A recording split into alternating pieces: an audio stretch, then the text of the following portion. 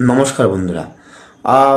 এতদিন আমরা খবর শুনেছি যে ইমানুয়েল ম্যাক্রন আর ডোনাল্ড ট্রাম্প মানে আমেরিকা আর ফ্রান্সের মধ্যে কথা কাটাকাটি চলছে, সেটা সোশ্যাল মিডিয়ার মাধ্যমে মানে টুইটারের মাধ্যমে, হয়তো হচ্ছে নিউজ পেপার টিভি চ্যানেলের মাধ্যমে। এখন ব্যাপারটা কিছুটা একদম এগিয়ে গেছে।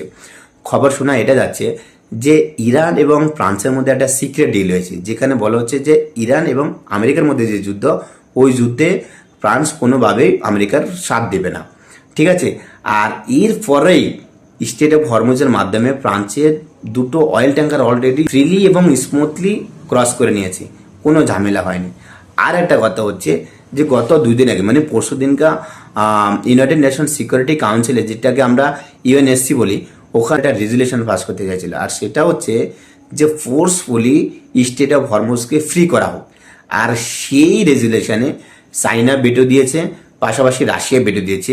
আর ইতিহাসে প্রথমবার আমেরিকার একটা বিশ্বস্ত এলাই দেশ ফ্রান্সও এর বিরুদ্ধে ভেটো দিয়েছে। তো আপনি কোথাও না কোথাও বুঝতে পারছেন যে এতদিন অবধি যে একটা পাওয়ার ব্যালেন্স ছিল, ওই পাওয়ার ব্যালেন্সটা এখন শিফট হচ্ছে। আর সেটা কোথা থেকে কোথায় শিফট হচ্ছে, সেটা আমেরিকা থেকে ইউরোপ এবং এশিয়ার দিকে শিফট হচ্ছে। আর এটা ডোনাল্ড ট্রাম্প এবং আমেরিকার জনগণের জন্য একটা বড় ব্লান্ডার। আর যে ব্লান্ডারটা করেছে ডোনাল্ড ট্রাম্প। Thank you.